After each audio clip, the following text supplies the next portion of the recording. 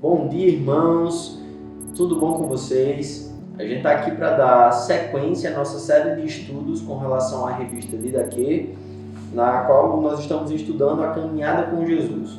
Então, se você está com sua revista aí, por favor, abra, pegue sua Bíblia, nós já vamos iniciar o nosso momento de escola bíblica dominical.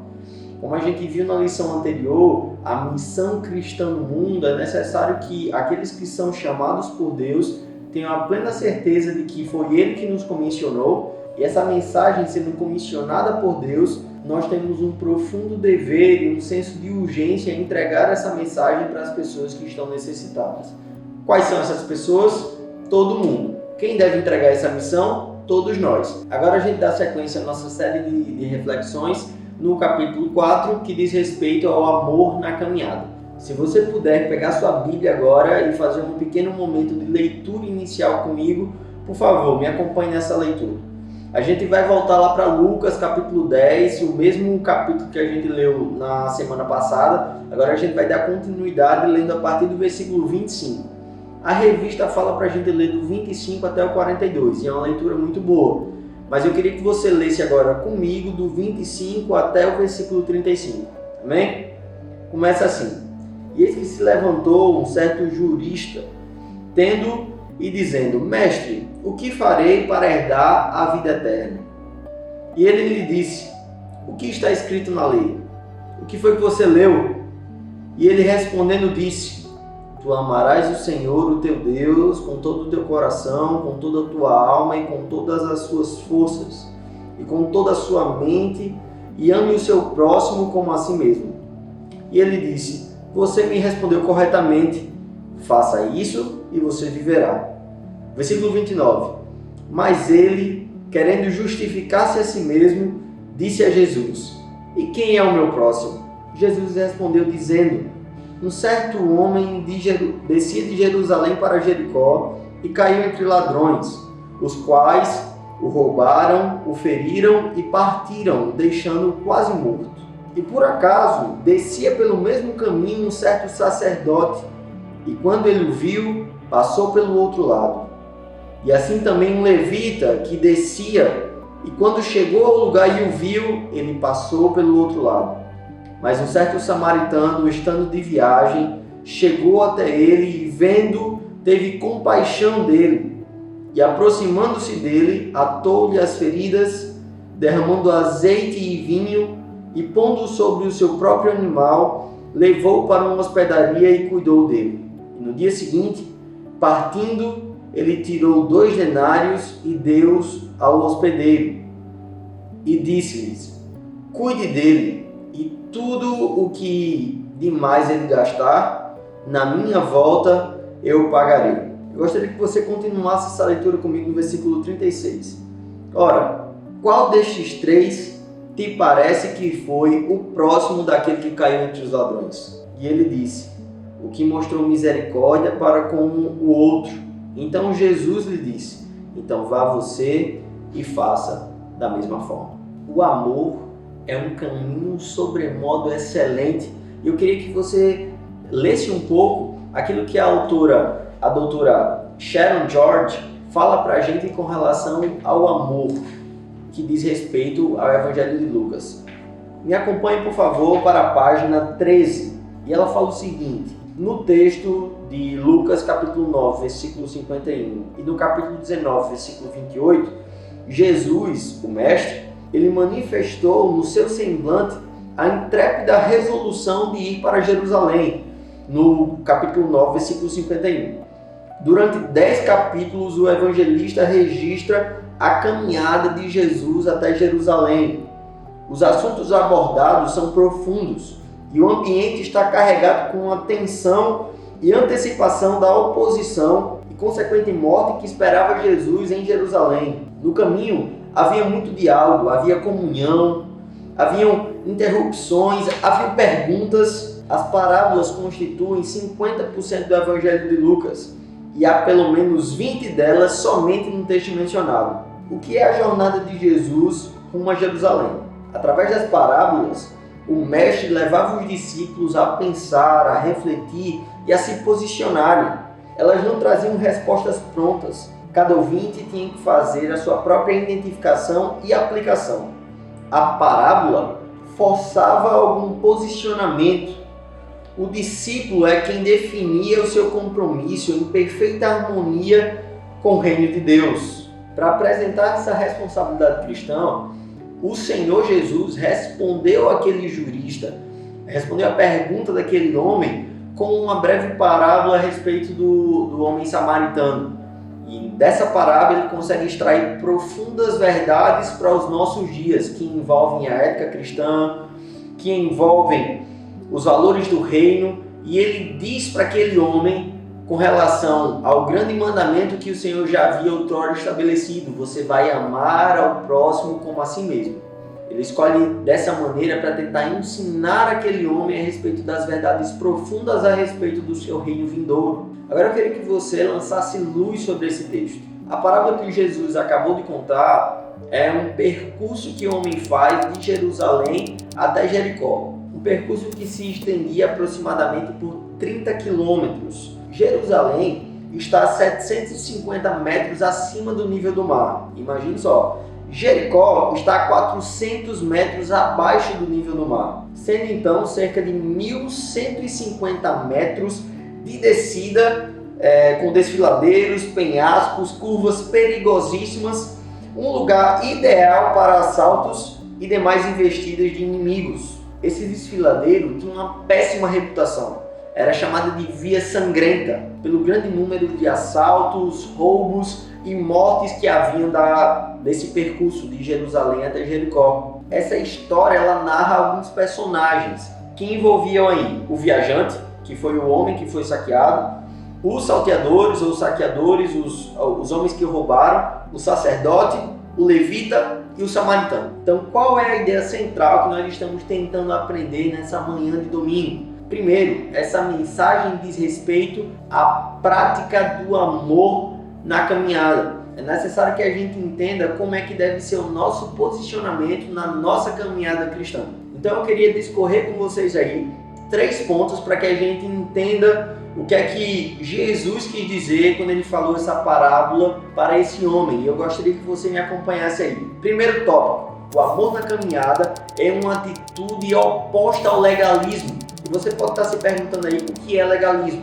O legalista é aquele que observa rigorosamente aquilo que a lei está escrito e não tolera essa variação. Porque para o legalista, satisfazer a lei é um cumprimento, é um dever, é um significado de que ele está fazendo a vontade do nosso Deus. Quando a gente olha para o texto, a gente vai ver essa figura, um legalista, um jurista, alguém que observava cuidadosamente a lei. Mas observe só, a pergunta dele para Jesus não era para que ele se tornasse mais sábio com a resposta de Jesus.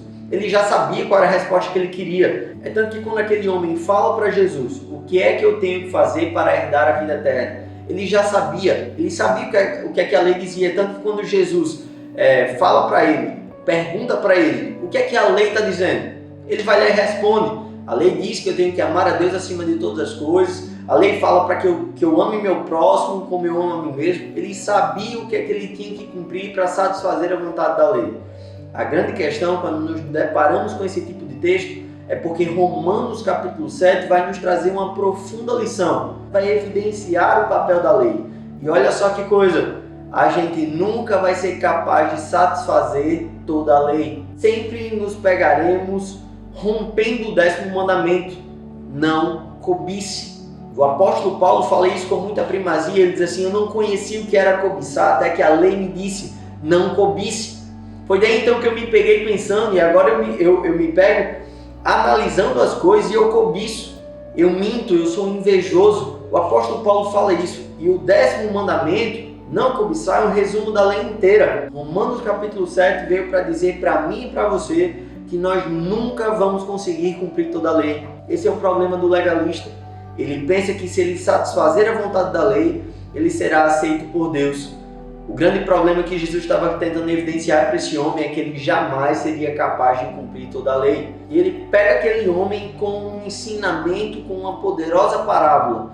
Uma pequena coisa: você esqueceu de amar aquele que estava do seu lado. Todas essas passagens deixam claro, deixam evidente é necessário que nós demonstremos esse amor de forma intensa. Não dá para a gente se aproximar diante de Deus, estando tão próximo assim, tentar viver puramente a partir dos princípios rigorosos da lei.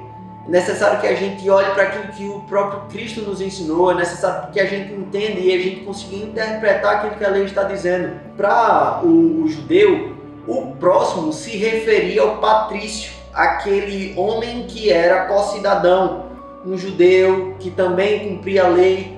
Eles não conseguiam observar o seu próximo como aquele que estava do seu próprio lado, aquele que fazia divisa com o seu território. Eles olhavam para esse texto e diziam assim: para que a gente seja aceito diante de Deus, é só a gente observar a lei. Cuidar do nosso próximo, que é o nosso irmão, que é judeu. Jesus, quando fala isso, diz assim: calma aí, vocês entenderam tudo errado. O próximo que eu estava me referindo é justamente aqueles que estão do seu lado. E essa é uma grande reflexão para nós. Quem é que está ao nosso lado? Porque muitas vezes a gente pensa assim: eu vou ajudar, eu preciso ajudar. Mas só quando aquele serviço diz respeito ao nosso ambiente congregacional. E aí você dá sua vida, dá seu sangue para tentar ajudar aquele irmão. Mas tem um vizinho seu, um colega de trabalho que está necessitando, que está precisando. E você diz assim: mas ele não é lá da igreja? Se ele fosse lá da igreja, eu até que poderia ajudar ele. As questões do legalista e do legalismo vão muito mais além do que o contexto da época de Jesus. O legalista, ele pode ser eu, ele pode ser você. Basta que a gente observe a lei e diga assim: a gente precisa ajudar, mas só aqueles que são de casa. Exemplos de legalista são o levita e o sacerdote. Eles dois sabiam da lei, sabiam o que é que tinham que fazer para cumprir a lei, e mesmo assim, passando do lado de alguém necessitado, optaram por não ajudá-lo. O legalismo, ele triunfa sobre a miséria, e esse é o grande ponto que nós precisamos tomar muito cuidado, para que os nossos atos e as nossas ações não olhem a pessoa puramente como aquele que fracassou, como aquele que caiu novamente e diga assim: ele não é mais merecedor do nosso cuidado. Pelo contrário, a gente precisa olhar para o caído, a gente precisa olhar para aquele que está necessitado e olhar com o amor de Jesus, a gente precisa olhar com o amor de Deus. E o amor de Deus é infinitamente maior, é um amor sacrificial, é um amor que se doa. A terceira figura dessa parábola é alguém que para o judeu era o único que não poderia ajudar aquele homem que caía, aquele homem que estava lá fragilizado, que tinha acabado de ser saqueado.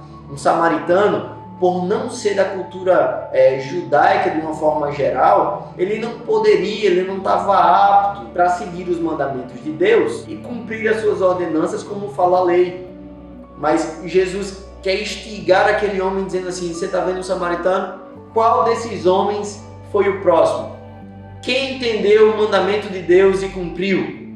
O homem só tinha uma resposta para dar, e essa resposta era que o samaritano ajudou aquele homem. O samaritano rompeu com as barreiras do legalismo e amou aquele homem de forma concreta. Jesus, ele quebra com o legalismo, ele coloca um ponto final ensinando essas questões que dizem respeito à vida eterna e ao amor sacrificial. Tudo isso para que a gente entenda que viver no amor é viver uma vida no reino de Deus. E 1 João capítulo 4, versículo 20 deixa isso muito claro. O amor de Deus deve ser evidenciado através do nosso amor para com o próximo, seja ele quem for, seja uma prostituta, seja um garoto de programa, seja um homossexual, seja pessoas que cometeram crimes terríveis como aborto, homicídios. Nós precisamos demonstrar o amor de Deus para com essas pessoas. John Mackay, em sua obra Eu, Porém, Vos Digo, declara, leia comigo aqui na página 14. Hoje, como então, o interesse religioso puramente formalista continua insensibilizando o coração humano no que diz respeito às suas obrigações para com o próximo. O legalismo reduz a caridade a um rito, a simples derivado de um credo, ao contrário de ser a expressão constante de uma vida. Deixa eu tentar aplicar isso para que você possa entender. Sabe aqueles momentos que a gente está fazendo a nossa ação social? Sabe aqueles momentos que a gente está muito empenhado no evangelismo? Quando nós estamos naqueles momentos, nosso senso de urgência e nosso senso de amor ao próximo, ele é aguçado. Então, durante a ação social, nós pensamos, eu tenho que fazer o bem a todas as pessoas que estão dentro, as pessoas que estão fora. Então, a forma com que você olha para as pessoas, você já está demonstrando amor. Quando você está no evangelismo, você já está com aquela mentalidade. Eu estou aqui com uma missão, eu estou aqui para falar de Jesus. E eu preciso aproveitar essas oportunidades. Sabe o que é que o legalismo faz com a gente? A gente fica com essa mentalidade somente quando a gente está na igreja ou quando a gente está realizando algum trabalho da igreja. E a gente esquece que quando a gente está na nossa vida diária, tem pessoas precisando, tem pessoas necessitando do nosso olhar de amor, do nosso olhar de cuidado, tem pessoas necessitando das palavras de Jesus. E a gente, como está no nosso dia normal, a gente fala assim, eu não preciso falar de Jesus aqui. Eu não preciso olhar com aquele amor de carinho, com aquele amor de cuidado que eu tenho olhado para as pessoas quando eu estou na ação social. O legalismo faz isso com a gente, meus amados irmãos. E para fechar esse primeiro ponto, no caminho dessa caminhada, no caminho da igreja, o legalismo não pode prevalecer, mas sim verdadeiro amor ao próximo, um amor sacrificial, um amor como demonstrou o samaritano. Segundo ponto, o amor na caminhada evidencia uma atitude que supera as barreiras. Na parábola que nós acabamos de ver, na parábola que foi citada, nós vemos dois líderes religiosos que conheciam a lei, que entendiam o que é que precisavam fazer para serem justificados, para que fossem aceitos diante de Deus, na perspectiva deles. Era o sacerdote e o levita. Mas porque essas pessoas que sabiam o que é que tinham que fazer, viram um homem necessitado e não foram socorrê-lo. No livro que nós já citamos, do John Mackay, encontra a seguinte afirmação. Leia comigo aqui no segundo parágrafo da página 14. A ortodoxia judaica havia dito que, por próximo, devia-se entender que o indivíduo era da mesma raça ou da mesma religião. Era preciso fazer uma distinção entre o próximo e o estrangeiro, de sorte que para o mesmo equivalia a terminologia de um patrício, ou seja, de alguém que era da mesma pátria, eram co-cidadãos. Os cidadãos da nação santa não reconheciam a obrigação de amar os seus vizinhos geográficos do outro lado das fronteiras. O samaritano, por sua vez, socorreu o homem ferido e demonstrou todo o seu cuidado, todo o seu carinho e todo o seu amor com relação àquele homem que ele nem conhecia. Ele superou todo o preconceito. Sua atitude superou o preconceito verificado na indiferença que tanto o sacerdote como o levita demonstraram com relação àquele homem.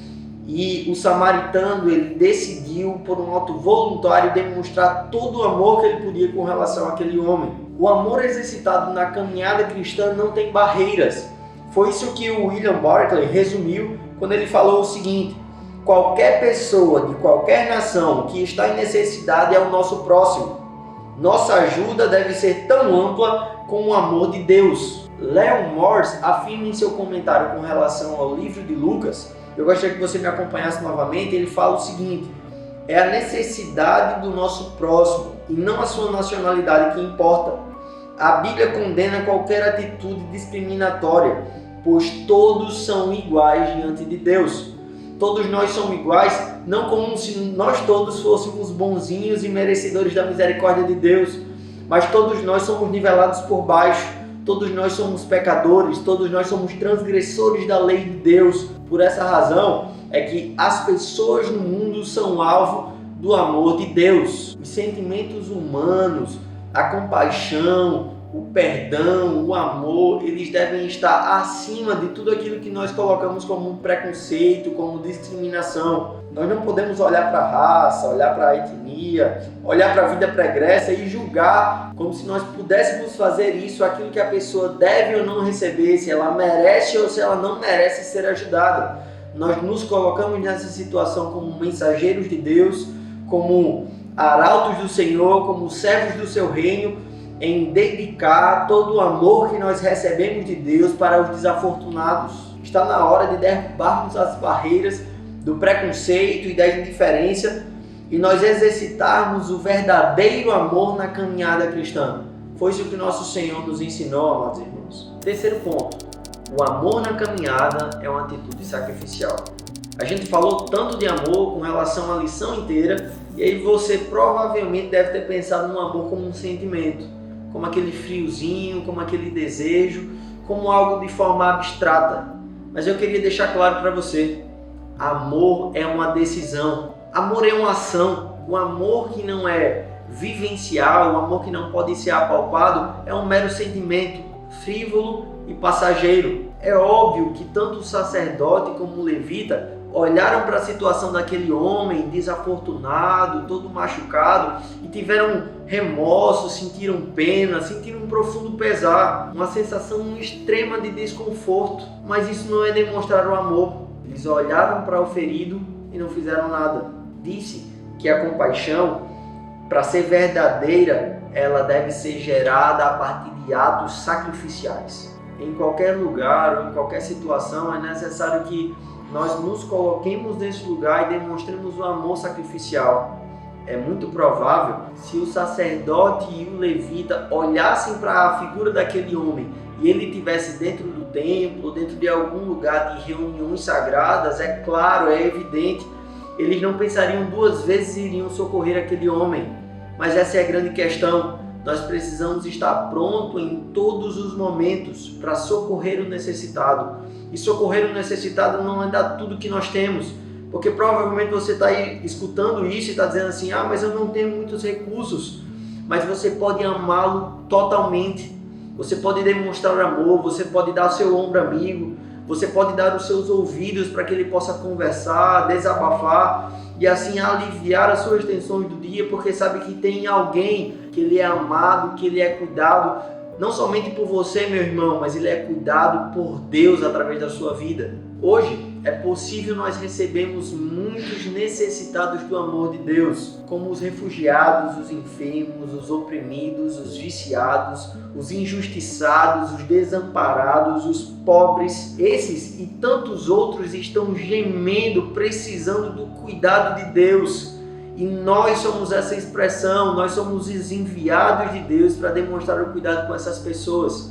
Quando essas pessoas virem em nós o amor de Deus, nós seremos reconhecidos como de fato somos filhos de Deus. Cabe à igreja a incumbência de ir e levar assistência e o cuidado para as pessoas que estão no meio do caminho. Eu gostaria que você lesse comigo essa parte final do nosso terceiro tópico. Ele começa o seguinte: é importante enfatizar que não basta a demonstração do amor de forma eventual ou mesmo de forma sistemática para o alívio daqueles que estão sofrendo. Mais do que isso, é necessário que os cristãos demonstrem sua compaixão no sentido de contribuir para a erradicação das causas do sofrimento, atacando de forma sistemática a raiz do problema. Isso é mais complexo, é mais difícil e é mais sacrificial, mas é o grande desafio de todos os cristãos. Devemos dar aos outros aquilo que nós estamos recebendo do Senhor, um amor incondicional, eterno, um amor que cuida, um amor que acolhe. Isso será demonstrado, meu irmão, no seu trabalho, no seu colégio, nas suas relações. Dessa forma, todos saberão que nós somos testemunhos de nosso Senhor. Amados irmãos, a igreja precisa encarar, a igreja precisa discutir todas essas situações que trazem dor e sofrimento ao homem. Nós temos essa resposta, nós temos autoridade para falar com relação a essas coisas. É pela nossa omissão que as pessoas do mundo afora têm se levantado como porta-vozes dessa bandeira. Mas, amados irmãos, o amor, o fazer o bem é fruto de um coração que está voltado para o nosso Senhor Jesus. E o fato de nós agirmos com ações não quer dizer que nós seremos justificados por elas. Pelo contrário, é pela nossa justificação, pela nossa salvação em Deus, que nós agimos com um amor para com o outro. E essa bandeira é nossa, essa bandeira é minha, essa bandeira é sua. Esse é o dever que todos nós recebemos, de cuidar uns dos outros. E cuidar uns dos outros não é cuidar daqueles que são da nossa igreja, não é cuidar daqueles que são protestantes, mas é cuidar de todos aqueles que estão próximos de nós. Essa é a tarefa que o nosso Senhor Jesus nos incumbiu. Eu gostaria de fechar esse ponto de forma triunfal, citando para vocês Mateus capítulo 5, versículo 6, quando o mestre fala: bem-aventurado aqueles que têm fome e sede de justiça, porque esses serão saciados, esses serão fartos. Glória a Deus por essas coisas. Amados irmãos, nós precisamos entender que a nossa vida cristã é uma vida de amor na caminhada. É uma vida que não está limitada puramente às questões da lei. Nós não somos legalistas. Nós amamos porque nós aprendemos com o Senhor e por essa razão nós demonstramos o amor para com o outro. Nós amamos porque o nosso amor não tem barreiras, não tem distinções, não tem preconceito, não é discriminatório. Nós amamos a todas as pessoas porque essa foi a ordenança do nosso Senhor Jesus. E terceiro e último ponto, nós precisamos demonstrar esse amor de forma sacrificial. Foi esse amor que nos alcançou e esse é o amor que nós devemos demonstrar para com os outros para que eles também sejam alcançados pela palavra poderosa e redentora do nosso Senhor Jesus Cristo. Eu queria agora ampliar essa discussão e colocar algumas questões para que a gente pudesse pensar. Primeira, quem são hoje os feridos? Quem são os necessitados? Quem são aqueles que estão à beira do caminho? Na sua realidade, quem hoje é o desafortunado? Quem é o ferido que você passa todos os dias, que você passa todas as manhãs, que você olha para ele todos os dias, sente pena, sente remorso, mas não sabe o que fazer? Que você possa pedir ao nosso Senhor e responder aqui nos comentários. Segundo ponto, no contexto em que você vive, quais são os preconceitos? Quais são as discriminações que você enfrenta para demonstrar o amor sacrificial de uma forma totalitária? Será que você pode ser criticado por estar abraçando aqueles que são pobres, que estão sujos, que estão maltrapilhos? Será que você vai ser criticado ao estar caminhando e conversando com pessoas que já fizeram cirurgia de troca de gênero, com pessoas que cometeram um crime terrível que é o aborto, com pessoas que já cometeram homicídios?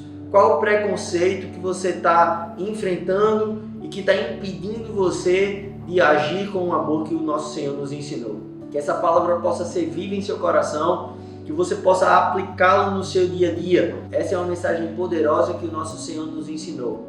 Nós devemos caminhar, e a caminhada cristã é com amor. Eu gostaria que você visse agora comigo alguns textos que servirão por base para que a gente leia a nossa próxima lição. É uma leitura diária começando segunda-feira, em Gênesis capítulo 29, do 1 ao 30, terça-feira, Ruth, capítulo 1, quarta, João 13, do 31 ao 35, quinta, Romanos 12, do 9 ao 21, sexta, Romanos 13, do 8 ao 10, sábado, 1 Coríntios, capítulo 13, e domingo, 1 João, capítulo 4, do 7 até o versículo 21. Que vocês possam estar nos acompanhando nesse grande projeto que é a pregação do Evangelho. Nos acompanhe no Instagram, no Facebook, no YouTube. Nós estamos aqui esperando os seus comentários, esperando que você compartilhe essa mensagem de amor com todos aqueles que você conhece. Fiquem na paz em nome de Jesus. Amém.